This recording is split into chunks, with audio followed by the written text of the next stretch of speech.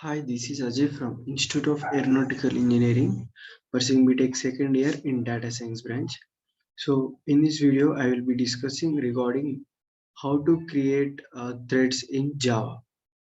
So, before going to learn about creation of threads, we will be seeing what is a thread and what is multi-threading.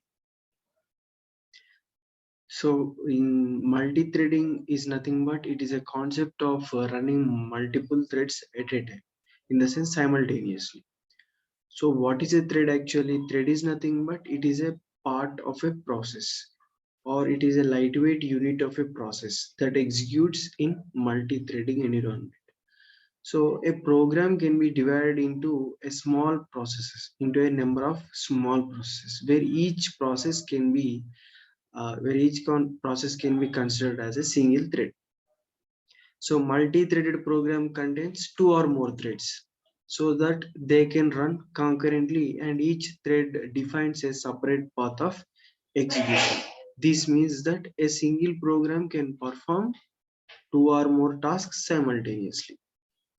For example, if one thread is writing content on a file, at the same time other thread will perform the spelling check. So this is an example regarding the multi-threading. Here in multi-threading, I have mentioned that each process can be each program can be subdivided into processes such that we consider each a single thread, and if a program contains more number of threads, then it is called as multi-threaded program that run concurrently, in the sense all the uh, threads do not run at a time, but they share the processor while execution, but they do not execute at a time. So that is about multi-threading and thread concept. So now we will be seeing about how to create a thread. So here we have two ways. So which is a thread can be created. First one is by implementing the runnable interface, and the second one is by extending the thread class. So these are the two methods uh, to use it to create a thread. So now I will be discussing how to create thread by extending the thread class. By extending thread class, first you need to create a thread and you need to extend a built-in class, that is a thread class, and you need to create an instance of that class. So the extending class must override a run method, which is the entry point of new thread. So whatever the class or the thread you are creating and you are extending the thread class, in that class you need to override the run method. So by overriding this run method, um, you are making the new thread to start you into to change its state from newborn state to runnable state. So this is happening in the override by overriding the run method. So I will be explaining this through an example. So here I have created a thread class my thread extending the thread class extends thread. So in this I am overriding the run method. So run and stop, so these are all built-in methods in available already in the thread class. So that now I am overriding the run method.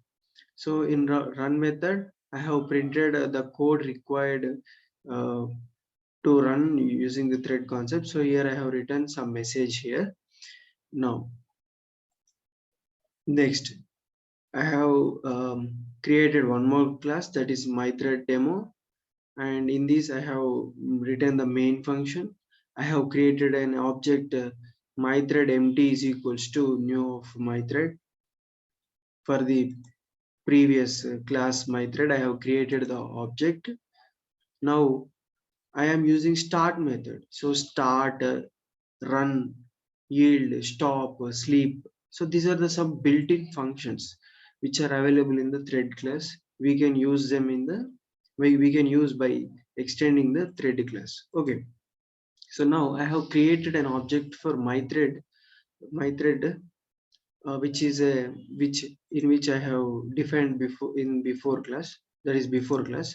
So now empty dot start. So I have used the start function to start execution of this thread.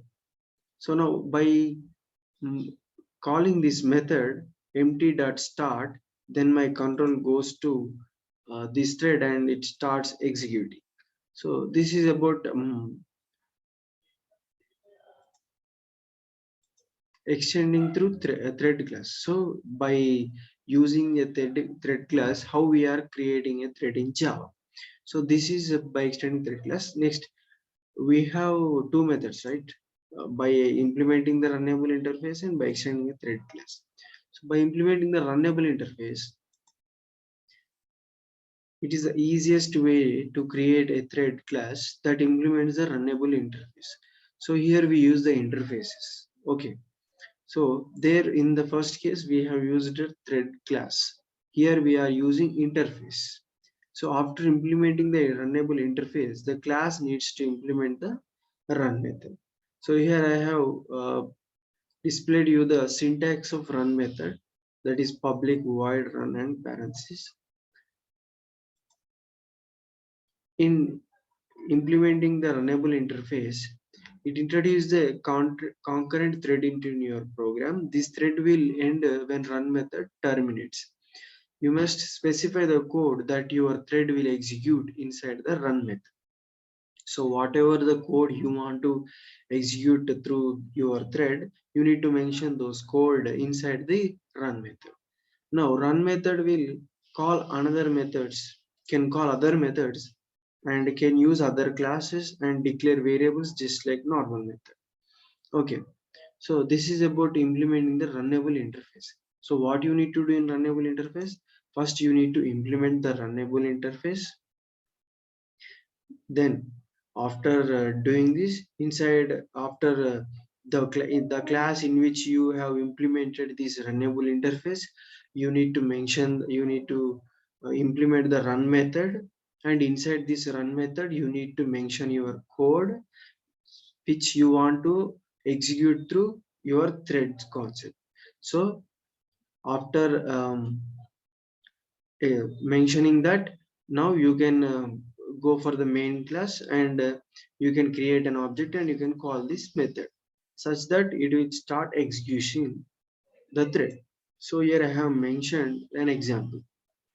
So class my thread implements runnable interface. So here I have um, implemented the runnable interface, right? So I have created the run method. I have used the run method and I have printed a message here inside this run method. And now in main class I have created a object for it, and I have invoked the method start method to start the execution of the thread. So here I will be getting the output, the concurrent thread started running, in the sense this thread is executing. Okay, so this is about creating a thread using runnable interface. So I have discussed you the two ways of creating threads in Java. One is runnable interface and by extending the thread class in this video.